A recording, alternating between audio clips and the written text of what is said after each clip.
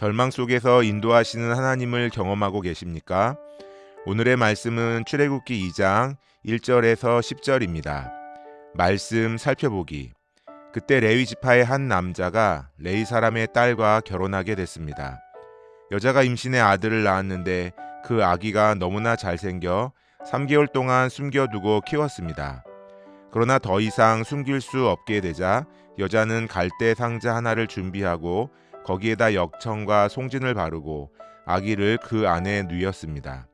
그리고 갈대 상자를 나일 강둑을 따라 나 있는 갈대 사이에 두었습니다.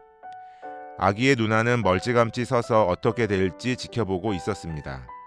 그때 마침 바로의 딸이 나일 강에 목욕하러 내려오고 그녀의 시녀들은 강둑을 따라 거닐고 있었습니다. 바로의 딸은 갈대 사이에 있는 상자를 보고는 자신의 여종에게 가져오라고 시켰습니다. 바로의 딸이 상자를 열어보니 한 아기가 울고 있었습니다. 바로의 딸은 불쌍한 마음이 들어 히브리 사람의 아기인가 보다라고 말했습니다.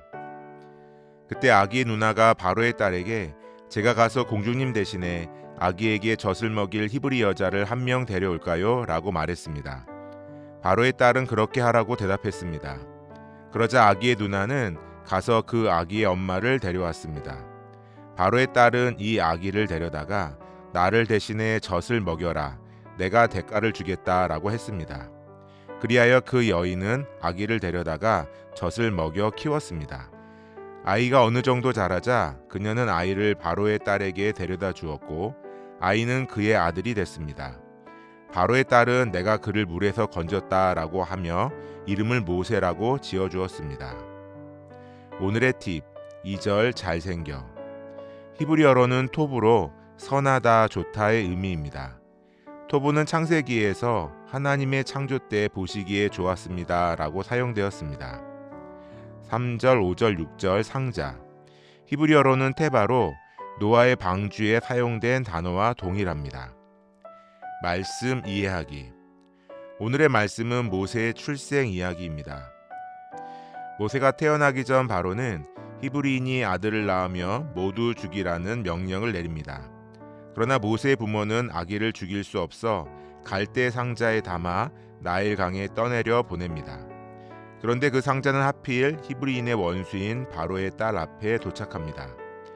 하지만 바로의 딸은 아기를 불쌍히 여겨 왕의 명령을 거슬러 그를 살리기로 결정합니다. 이때 모세의 누나는 지혜와 용기를 발휘해 바로의 딸에게 아기를 젖 먹일 유모로 모세의 친어머니를 소개합니다.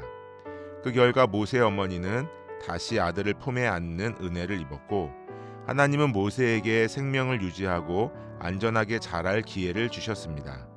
그렇게 모세는 이집트의 왕자로 성장하게 됩니다. 모세의 이름은 내가 그를 물에서 건졌다라는 의미가 있습니다. 이런 모세를 담았던 갈대 상자는 창세기의 노아의 방주와 같은 단어로 표현됩니다. 방주는 일반적인 배와 달랐습니다. 방주에는 방향타와 동력 장치가 없기 때문입니다. 오직 하나님의 힘으로 움직이고 하나님의 뜻에 따라 흘러가며 목적지 또한 하나님께서 정하십니다.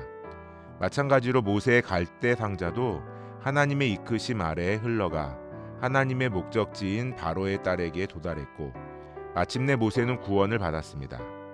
이 말씀은 원독자와 모든 하나님의 백성에게 하나님은 자기 백성을 인도하시는 분이심을 알려주고 있습니다. 하나님의 백성이라 할지라도 큰 어려움을 만날 수 있습니다. 오히려 사명을 감당하기 위해 이해되지 않는 큰 어려움을 만날 수도 있습니다. 하지만 방향을 스스로 결정할 수 없는 갈대 상자를 인도하신 하나님께서 모든 과정을 통해 자기 백성을 인도하시고 보호하시며 결국 하나님의 뜻을 이루어 가십니다. 그러므로 하나님의 백성이 할 일은 모든 중요한 일들의 결정권을 하나님께 드리는 것입니다. 말씀 따라 살아가기. 당신을 절망시키는 것은 무엇입니까?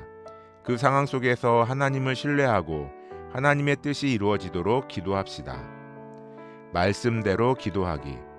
경제적으로 모두가 어려움을 겪고 있는 이 시기에 삶을 포기하는 이들이 없도록 오히려 어려움 속에서 인도하시는 하나님을 만날 수 있도록 함께 기도합시다.